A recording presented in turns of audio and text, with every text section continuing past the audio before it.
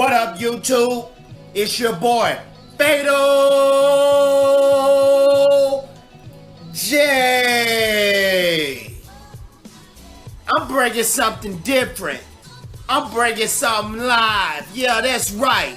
Welcome to the Gamma Ray Blast Fatal J first live stream. It goes down.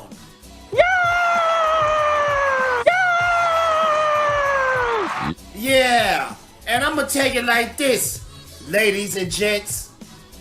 We're gonna have a blast. It's gonna be fun. And guess what? You're gonna see some crazy things. You know what I mean? You know? We're gonna be talking about Star Wars. We're gonna be talking about Marvel. We're gonna be talking about a lot of crazy things. We might even talk about bow-legged midget strippers. We might even be talking about slaying evil dragons. And after we kill the dragons, we're going to get the gold and spread it around to all our friends. Yeah, that's what we going to do on the Gamma Ray Blast. Now, this is my first live stream, and I wanted to do something a tad bit different. You know, I wanted to add some graphic ends. Might add some action scenes, some fight scenes. You don't never know. Arnold Schwarzenegger might come up in here and we might be talking about some movies. Okay, I lied about that last part, but you know darn well that sounded good. Hey man, all I want you to do is sit back and enjoy yourself. Because guess what, the topics that we gonna talk about, they gonna be like the other topics that we've been talking about. For instance, I'm gonna give you a few examples. I'm gonna talk about The Force Awakens, but I'm gonna talk about the good things in Force Awakens. Yeah, you telling me in The Last Jedi, in The Force Awakens, there was some good things? Yeah, it was some good things. Some good things that had potential. So, check me out and watch me put some witchery on this. We gonna have some fun. No one told you life was gonna be this way. Bruiser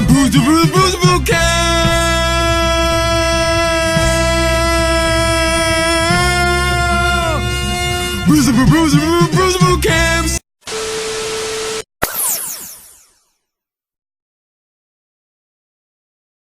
So I can remember when I went to see The Force Awakens in the theaters. And the excitement was in my stomach. Kind of like that same excitement when you about to get on the roller coaster and you with a girl or you with your homies and you don't want to let them know that you're scared. You know that feeling? Well, I had that feeling, man.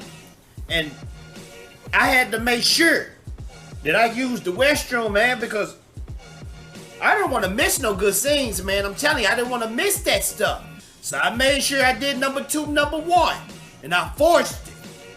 No pun intended. So, trailers went by. Then the movie opens up. And you have Kylo Ren invading that planet with your boy Poe. Now, I'm going to tell you like this. I saw the hair, felt the hair on my arms rise up when Kylo Ren used the Force to stop that blaster ray in mid-air. I'm looking at that like, sure, this is gonna be the coldest Star Wars movie yet. And that's the thing that kills me the most, because the Star Wars Force Awakens had so much potential, but J.J. Abrams played it safe and took the blueprint from A New Hope. And I never understood that. I'm gonna tell you some other good things. Captain Phasma, for instance. I had never seen a Stormtrooper suit look so chromed out, look so flawless, look so good. You could have made Captain Phasma, even though that was one of the first lady Stormtroopers, that we ever seen on the big screen. I didn't mind that. I wanted her to be flawless with the blaster. I wanted us to see the reason why she's in charge of all the stormtroopers. It even would have been cool if she would have took her mask off. But they played her like a chump. It was a waste of a good character. It almost made me think the only reason why they had that character is because of the suit for the toy merchandise, to sell Star Wars merchandise.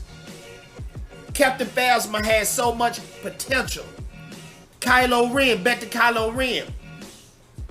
I still say to this day, if Kylo Ren would have never took his mask off on Force Awakens or Last Jedi, and we never saw his face in either two of them movies, he will be right up there with Vader. Even when he was acting like a whiny little kid. If he would have kept that mask off, we still would have had the mysteriousness of it, because we couldn't see his emotions. We didn't know what he would do next, because he's this menacing dark side user with a mask on. We don't know. We don't know what he's thinking. But when he took that mask off, we saw weakness in Kylo Ren. We saw weakness in that man. And when you see emotional weakness in a villain in a movie, it's not gonna ever work out. Ever, ever, never. The thing about Darth Vader, what made him menacing, we didn't know who the man was behind that mask. The mysteriousness of it, the menacingness of it. He was vicious. You didn't know what he was gonna do next. He'd do that force chokehold on you, it's a done deal. They messed up. Now I see Rise of SkyWalker is trying to put that mask back on. It's too late. Even though I do want the mask back, but it's too late. It's too late. General Hux. I understand that General Hux is like Grandma talking. I know that. But I don't mind another Grandma talking. I don't mind another one. When they made him comedic in The Last Jedi, that's what lost it for everybody. He was still menacing all the way through Force Awakens. They could have killed it with that. Keep him menacing. Make him almost like the man behind Vader. He don't want to be the face, kind of like how Sidious started off. He didn't want to be the face yet, but let him calculate and be the puppet master behind the scenes. Vader had a deep respect for Tarkin, and Kylo Ren could have did the same thing for Hux. You know what I mean? The villains, I always thought in The Force Awakens that the villains were the dopest thing about it. They was the dopest thing. When it comes to the other characters, when it comes to Poe, when it comes to Finn, when it comes to Rey, Poe, out of all of them, had the most potential. I wanted to see somebody that can use their human abilities to the maximum when it comes to being an X-Wing fighter. Now, they did show that in The Last Jedi. They showed that. But I wanted to see in The Force Awakens too. You know? I wanted to see, why is this dude the coldest X-Wing fighter? I needed to see that all through. I wanted to see him do impossible feats like Han Solo. Now that I'm thinking of it, is they trying to make Poe kind of like Han Solo? I don't know. But he could have been doper than what he was. I wanted to see him do a lot more than what he did in them two movies. When it come to Finn, Finn had potential. You mean to tell me you're a stormtrooper? You're a stormtrooper, bro, and you can't do nothing. You can't fly a ship. You can't shoot. You can't fight. I mean, I get it. I get it. In the original trilogy, the stormtroopers couldn't aim for nothing. They couldn't hit nothing. They couldn't fight. But I thought The Force Awakens was going to focus. I thought it was going to focus on on Finn. And show us what his training was going to do to his mind. What it do to his actions. I needed to see that, people. I needed to see that, but he was a bubbling fool. Finn was right up there with Jar Jar Binks. Right up there with him. Rey didn't have potential, and I'm going to tell you why. Because she surpassed her potential. They made her too good. That's my thoughts, people. Yeah. Soccer bopper, more fun than a pillow fight. Static selected. Queens, New York, flush and shit. That's right, yeah.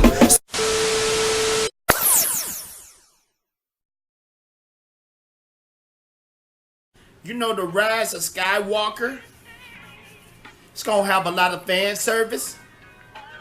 J.J. Abrams pretty much know the disaster that came with The Last Jedi. J.J. Abrams, The Force Awakens is pretty much an introduction to the new trilogy. So, just like basketball, hey, J.J. Abrams threw up that alley-oop. Ryan Johnson was supposed to dunk it. But Ryan Johnson pretty much said, freak the blueprint. I'm gonna do my own thing. One man brought down years of fantastic lore, of fantastic films. He brought it down. Now, J.J. Abrams got to go back to the blueprint and give us a lot of fan service so he could end this trilogy off on a good note with the fans. It's gonna be tons of it. It's gonna be tons of fan service. They messed up bad when they came out with a solo film. Now, if you're gonna do a solo film, do something right after Return of the Jedi. What was Chewie, Leia, and Han doing up to that point? Even sprinkle in Luke. That could have been our.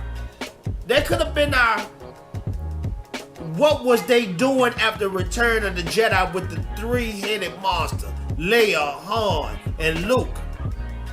We didn't want an origin story, and if you gonna do an origin Han Solo story, make him grimy. Make him a robber, a trickster. You know what I mean?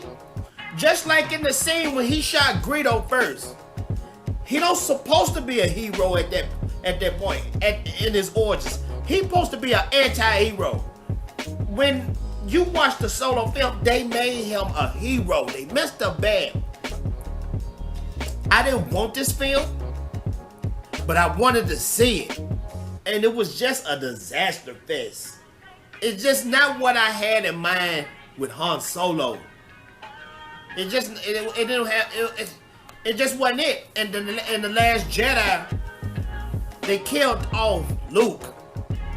When you watch the Force Awakens, the only thing that kept you going, the one to see Last Jedi, is they were searching for Luke through the whole movie. Where is Luke? Where is Luke Skywalker? He the only one that can save us. He was mirroring Obi-Wan Kenobi, where it said Obi-Wan Kenobi is our only hope. Now Luke stepped into that Obi Kenobi shoes, and they dropped the ball. So we gonna get a lot of fan service with the Rise of SkyWalker. They gonna force Ghost it out. They gonna have Emperor Palpatine. Emperor Palpatine, he gonna have the Force essence. He probably gonna be possessing another body. You might even see McGregor as Kenobi. You might even see Hayden Christian as Anakin Skywalker as a Force Ghost. You're gonna see a ton of Force Ghosts in here. Watch what I tell you. You're gonna see Yoda. You're gonna see the whole shebang. You might even get Qui-Gon up in that piece. But the biggest thing I know they're gonna put in this, and they keeping it quiet, watch them put Anakin Skywalker in this movie. And people gonna forget. People gonna forget, bro. But it's like I said, it's like you have a rare chandelier. It's beautiful. It's not that many made. And one day somebody do something stupid and drop that rare chandelier that took a long time to make. And when it was finally done, it was so beautiful. And when it drop on the ground, it just shatters all over the place. And guess what? It's gonna be hard putting all the pieces back together again. It's gonna be very hard. I'm not a hater. I'm not a hater. If Rise of SkyWalker end up being good, guess what? I'm gonna give it its truest respect because I don't want this franchise to be done. Like I said, Star Wars is a universe. You can create so many characters, so many cool characters. I'm so much looking forward to the Mandalorian. And if Star Wars was done and dead, I wouldn't have the Mandalorian. But we getting that film. I mean, look. If it's done right, I'm gonna give us its true respect. But I'm gonna tell you like this. If they do it wrong, oh yeah, I'm gonna be talking about it. And I'm gonna be laughing. And I'm gonna be clowning. J.J. Abrams. This can make and break it. And you know, this is the funny thing about J.J. Abrams. J.J. Abrams, either way it go, he making big moves with Warner Brothers. So, I think this is the last one we're gonna see with him. I'm thinking if we get another trilogy film, Benioff and Weiss, please do yourself a favor and let George Lucas be your mentor. I still feel like we need to give my boy George Lucas back. Right, at least writing these films. Benioff and Weiss, will you make the next trilogy in the next 3 years? Get with George Lucas. Be humble. Please be humble and admit that you need to go to the Master Jedi when it comes to making a great Star Wars film. That's all I'm saying. So, can the Rise of Skywalker be a good film? I believe so. I believe it could be. But like I said, I'm gonna clown it if it's not. All that.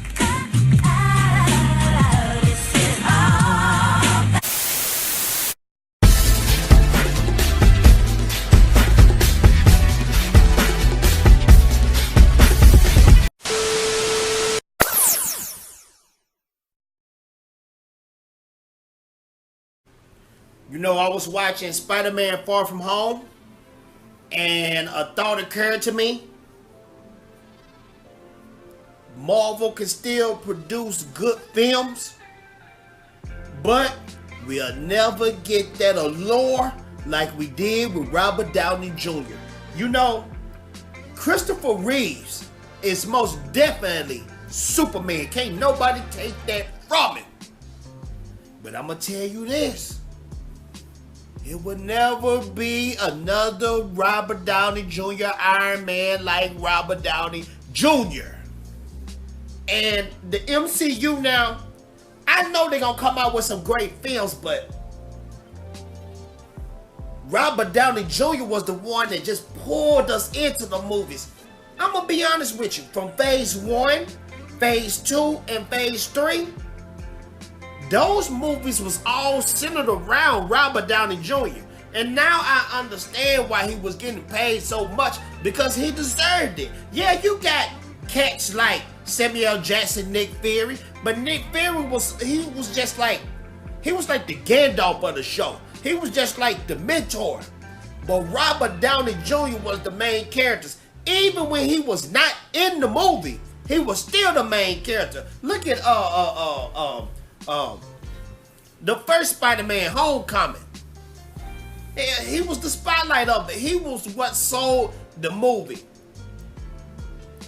I do believe, especially with the new Phase 4 that just came out, I see a lot of people, they looking at the movies, but it's not that excitement like it was with Phase 1, 2, and 3. It's not that same excitement.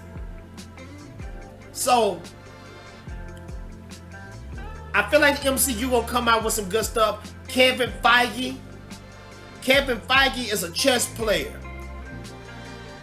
It's no doubt in my mind he already got the next 10 years planned out for the MCU.